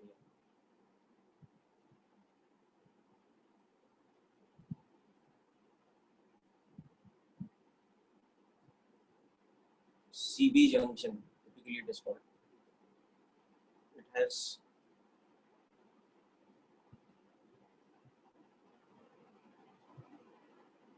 larger contact area. Okay. So these play a role when we understand the biasing and the currents that flow through. Okay. So just take you through these points again. So the important aspects to understand, one is the dopant concentration or the carrier density therefore. So the emitter is always rich in charge carriers, whether it is the p-type semiconductor or n-type, it has a high concentration of dopant. So we have taken the example of NPN. So in NPN, the emitter will be very electron rich. The base will be comparatively poor in concentration of holes, and the collector will be moderate. Okay, that is how the dopant concentration is. And the other thing is that the the physical size is such that the base is very narrow in width compared to the emitter and collector, and also the base emitter junction has less surface area of contact compared to the collector base junction, which has comparatively larger surface area of contact. So that is about the physical design. Okay. Now let us see the functioning of this. So for this device to function, it has to be biased. It has two junctions, the CB junction and the base BE junction, or the emitter base junction. Now both junctions have to be biased, and biasing is always done with a fixed polarity. So DC voltages are to be used. Okay. So biasing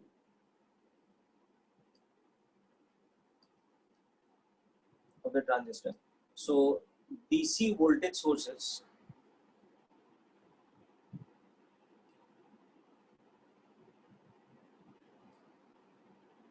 are used to forward bias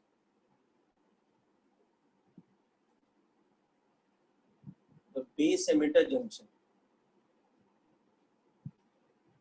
and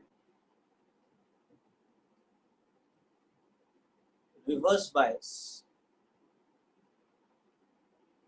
the collector base junction. So when we do this kind of biasing, that base emitter is forward biased and collector base is reverse biased, we call it active mode biasing.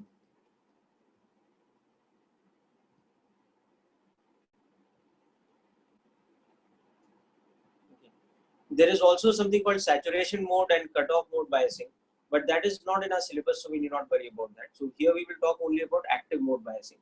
So for us, the concern is that, when we bias, it should be biased in such a way that we bring that diode, we bring the transistor into active mode. And when we bring it into active mode, the base emitter junction has to be forward biased and the collector base junction has to be reverse biased. So in a typical circuit diagram, that will look like this now.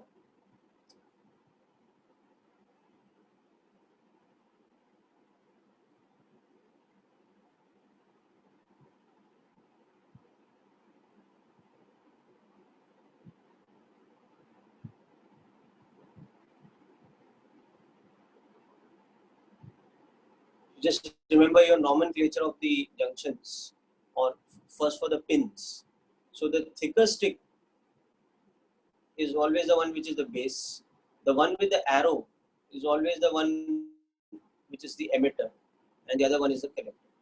Also here you can see that the arrow is pointing from base to emitter. That means the base is the p-type semiconductor and the collector and the thing are the n-type. So this is an NPN, bipolar junction transistor. Now in order to bias it, so the standard circuit that we follow for active mode biasing is we connect the emitter to the ground pin.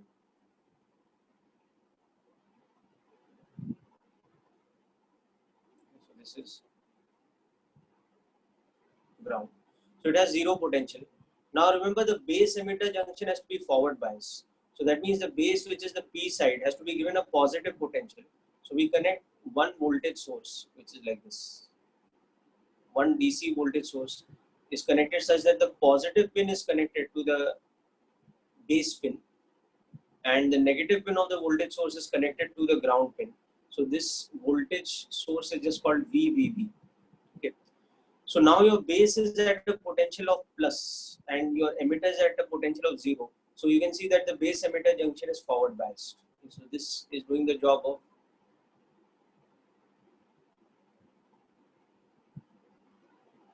forward bias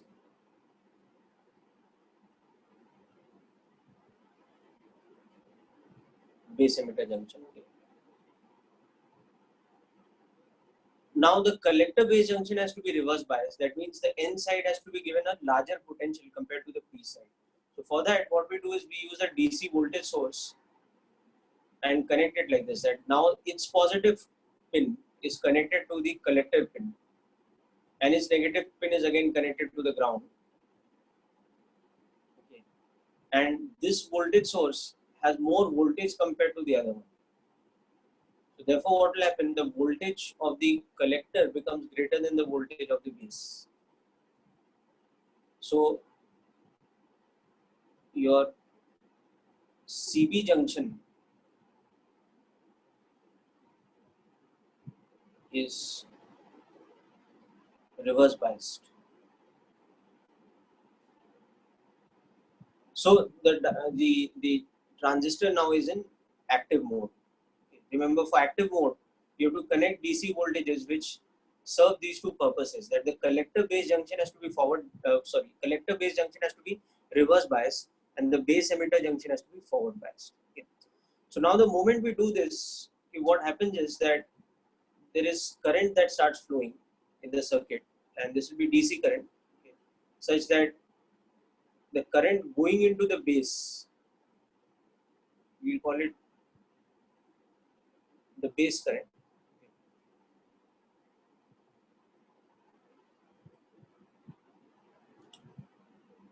The current flowing through the emitter pin, it is called the emitter current, and the current going through the collector pin, that is called the collector. So we can see that applying conservation of charge, we have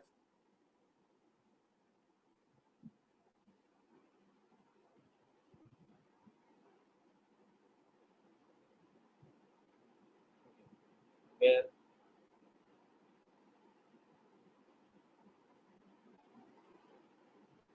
these are DC currents. There is no AC source in our circuit as yet. We have only done biasing. So the moment we connect our batteries to do biasing, this sort of current starts flowing. Okay. Now there is a relationship between these currents, and that is what your amplification circuit is all based on. And that relationship comes from this, that we understand the nature of these currents. So what is happening? The IE, if you see, it is the current through the base emitter junction. You can see it's the current which is coming out of the emitter pin over here. So it's the current which is flowing through the base emitter junction. Okay. Or if you just think of a physical design like this. So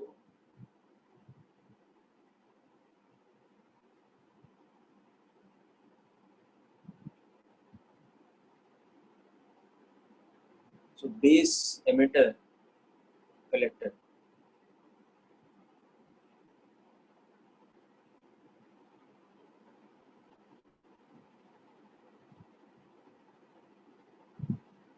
Now we've grounded this emitter pin and connected one DC source like this. And we've connected another DC source like this. So this is that connection in terms of the physical model. Okay. So now the emitter current is the current which is this one. So you can see that within the diode, it is the current that is going between the base emitter junction. This is the emitter current. Okay. Similarly, the collector current is a current that is going through the collector base junction. Okay. And the base current is just the difference of the two.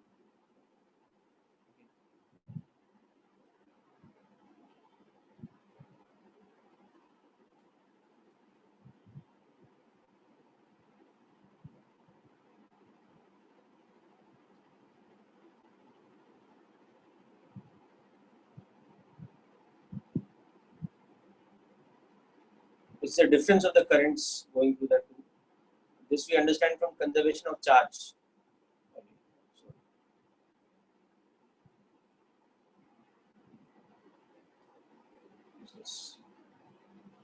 So IE is equal to IB plus IC, you can see. Or in other words, IB is the difference of the two. Okay. Now, let us recall our physical mode and also our biasing, and from that we'll understand.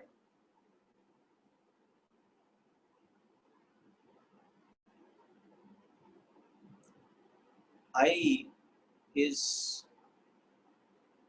a strong diffusion current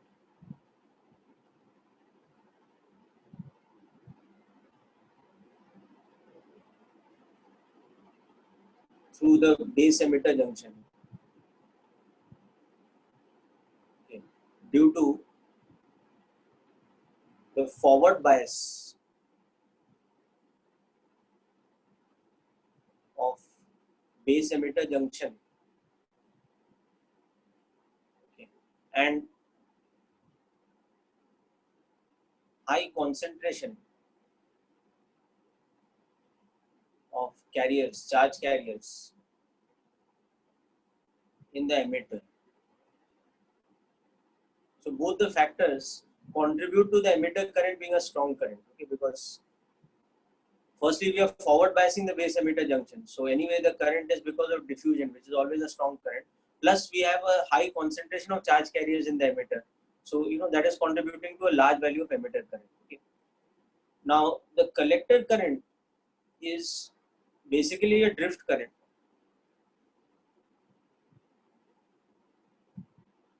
Okay, across the collector base junction, because it is reverse biased. But in this case, it's not a very weak current because of two reasons. Okay. Now this drift current, this collector current is almost equal to the base current, the emitter current, okay, but less. Okay. So IC will be typically something like 0.9 or 0.95 times the emitter current. Now this happens because of two things. Because first of all, the base is very narrow. This is where the physical design picture becomes important. The base being narrow, क्या होता है? अभी suppose we are talking about the NPN transistor. That is the one we are talking about here, NPN. So the forward biasing across the base emitter junction, just follow my cursor. The forward biasing of the NPN of the base emitter junction means that there is a rush of free electrons. Because the majority charge carriers are those of the emitter, which are free electrons. The base has low concentration of dopant, so the holes of the base don't matter that much. So the majority of the emitter current is the free electrons which are diffusing from the emitter into the base. Okay. Now because the base is narrow in width, most of the free electrons that diffuse into the base will also find their way and drift across into the collector.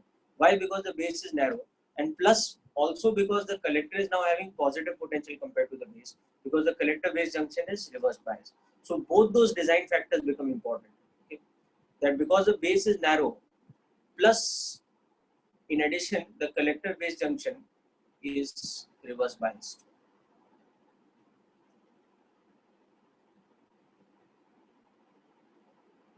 So as a result of that, what happens is majority of the charge carriers that diffuse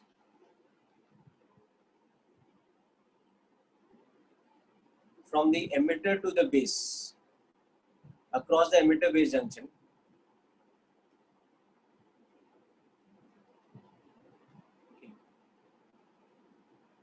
naturally drift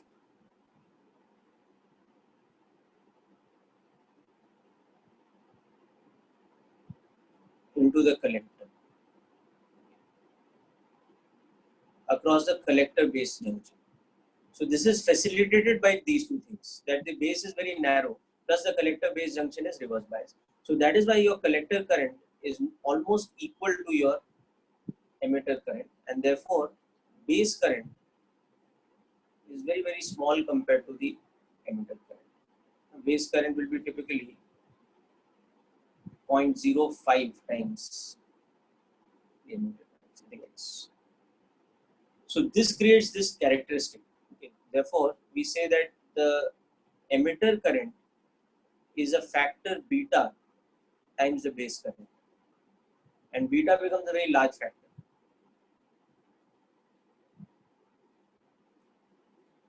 $50 to $200 typically, depending on the design. Okay. So we will see later that the beta parameter is the important parameter when it comes to amplification using a transistor in forward bias mode, sorry, in active mode. Okay. So there is also another parameter which is called alpha. Okay. And we see that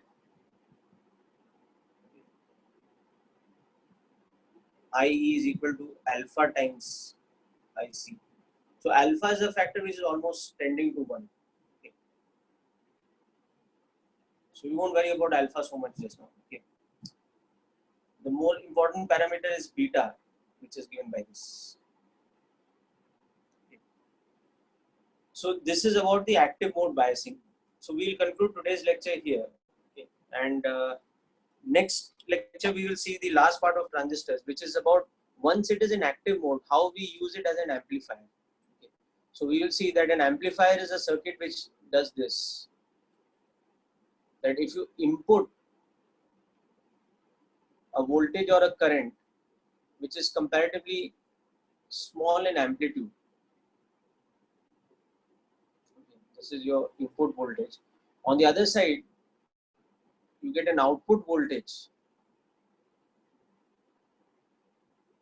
which is having a much larger amplitude but the same rate of change, the same frequency. Okay. And the ratio of output to input amplitudes, that is called the gain of the amplifier. So typically the purpose of the amplifier is to give you a voltage gain or a current gain or something like that. So now in the next lecture we'll see how we use the transistor to do that, and how we use it is basically using this property, that the emitter current is equal to beta times the base current. Okay. Now remember, these are DC currents. Okay. But if we connect a small signal source across the base emitter junction over here, it causes a minor fluctuation in the, so in this diagram, okay, if we connect an input voltage over here between the base and emitter, so it causes the base current to fluctuate slightly. Okay, so instead of the base current being a stable current, the base current starts fluctuating a little bit like this.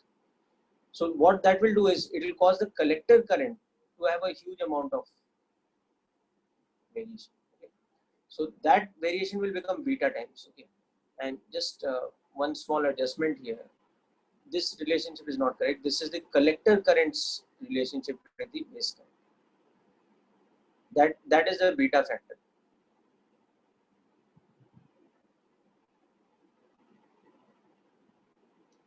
So IC, the collector current, is equal to beta times IB. So this is what we take advantage of in the design of the amplifier. Using this, okay, amplification is achieved.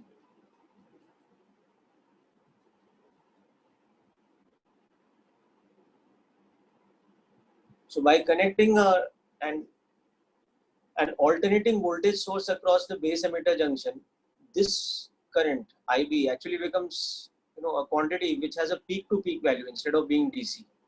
So this also now has a peak to peak value instead of being a DC, and that peak to peak value is beta times this one's peak to peak value. Therefore, we have an amplitude gain.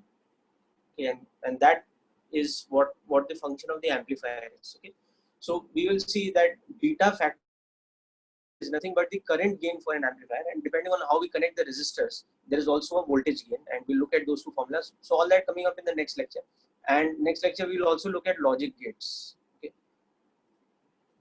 so next session we look at bipolar junction transistor in active mode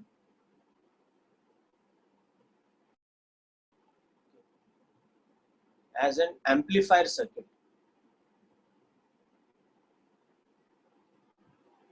We can call this an amplification device. Okay. And next thing we'll see is logic gates, and we'll see how to implement semiconductor devices within our logic gates. So how to create and nor or gates, things like that, using semiconductor devices. Okay, so that's it for today's lecture, people. Thank you, and until the next lecture, you can once go through this section from H.C. Verma also. The last couple of chapters in H.C. Verma, they give a lot of theory detail without too much of reading material like NCRT, but just enough for your JEE mains type of applications. So that's why I would suggest using H.C. Verma rather than NCRT as the study material for this. Okay. So that's it for today, people. Thank you. Okay. Until next lecture.